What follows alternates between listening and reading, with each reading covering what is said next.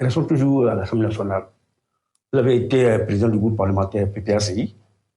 Vous avez fait partie d'une délégation avec le président Adama Bitogo, qui n'a pas été apprécié par bon nombre d'Ivoiriens.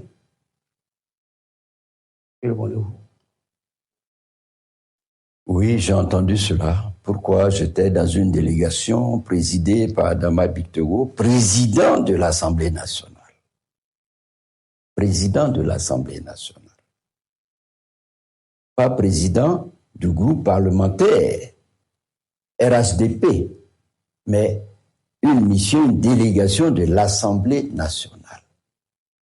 Alors, évidemment, tout le monde ne sait pas ce qui se passe à l'Assemblée nationale. Et c'est normal que certains pensent peut-être que c'était une délégation du groupe parlementaire du RHDP.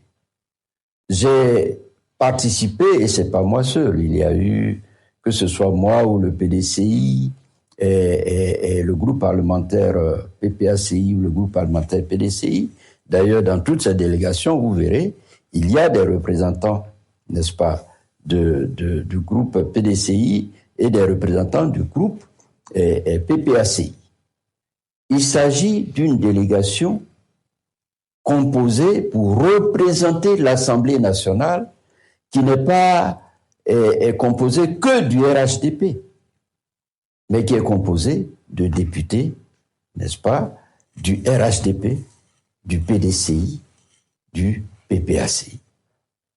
Et les textes de l'Assemblée font obligation aux différents responsables de l'Assemblée nationale d'associer toutes les tendances politiques représentées au sein de l'Assemblée nationale. Et c'est donc à ce titre-là que nous avons participé à plusieurs délégations qui ont effectué des déplacements à l'étranger pour rencontrer d'autres assemblées nationales, d'autres représentants de l'Assemblée nationale, que ce soit en France, en Égypte ou encore au Sénégal. On a fait cela, mais c'était dans l'intérêt, pour les intérêts de l'Assemblée nationale et non pas pour les intérêts du groupe RHDP. C'est le ministre, vous étiez en exil en 2011 au Ghana. Vous êtes revenu. Le régime vous a arrêté. Est-ce que vous pouvez revenir sur les raisons de cette arrestation? Ben, écoutez, j'ai été arrêté parce que le régime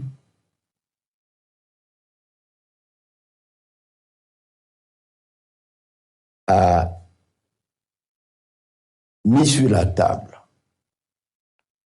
que j'ai été le commanditaire d'une attaque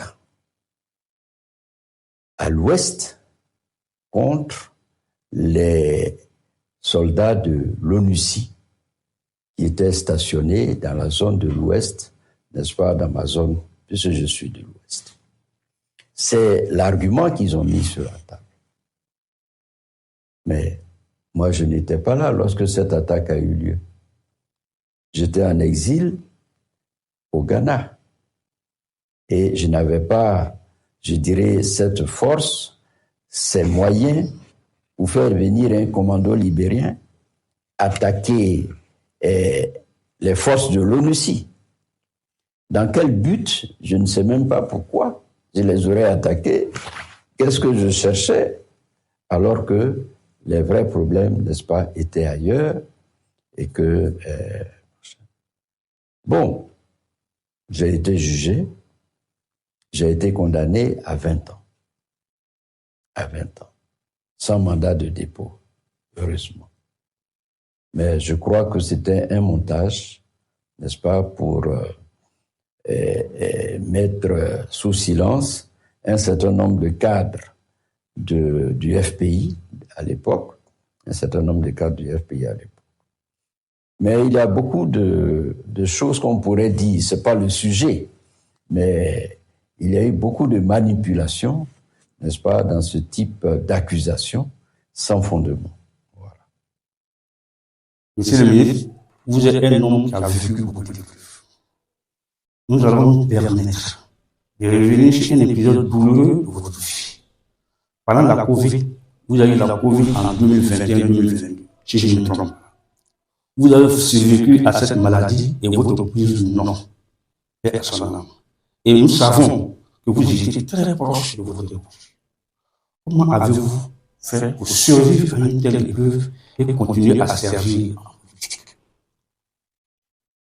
Oh, ça a été très difficile. Hein. Très difficile. Parce que l'exil a été dur. Ma femme, mon épouse, m'a accompagné, ensuite a assuré le relais avec le pays. Quand j'ai fait la prison également, elle a été toujours là. Et puis au moment où je sors, quelque temps après, elle s'en va. Ça a été difficile. Mais, vous savez, c'est la vie. Hein? C'est la vie, c'est Dieu qui décide. J'ai tenu à cause des enfants. Et parce que les enfants aussi, vraiment, m'ont entouré et ne m'ont pas lâché. Et ça m'a permis de tenir jusqu'à ce jour. Et voilà. C'est ce que je peux dire.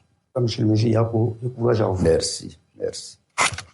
Que pouvez-vous dire sur le président Laurent Gbagbo aujourd'hui, vous qui êtes encore avec lui, alors que certains de vos camarades l'ont quitté? Pourquoi êtes-vous resté auprès du président Laurent Gbagbo? Et quel est le point qui vous rapproche le plus de lui? Bon, c'est une question. Vous savez, lorsque le président Laurent Gbagbo, en 2022, est venu à l'Ouest pour saluer ses parents ouai, qui ont souffert de la guerre, qui ont subi un génocide. En prenant la parole, j'ai dit quelque chose sur lequel je reviens toujours. Je suis professeur agrégé d'université, mais si je suis ce que je suis aujourd'hui, c'est à cause du président Laurent Gbagbo, que j'ai choisi comme un modèle, que j'ai suivi dans le combat politique, qui ne m'a jamais déçu, bien au contraire, mais qui m'a marqué à plusieurs reprises une confiance dont moi seul connais le niveau. Et cet homme-là, dont j'apprécie ce côté, n'est-ce pas, humain, est un homme de combat. Vous voyez, certains l'ont quitté, ils ont leur raison. Moi, je n'en discute pas. Mais j'observe que ce monsieur, qui a eu le courage d'affronter le président Houphouët-Boigny, de subir les épreuves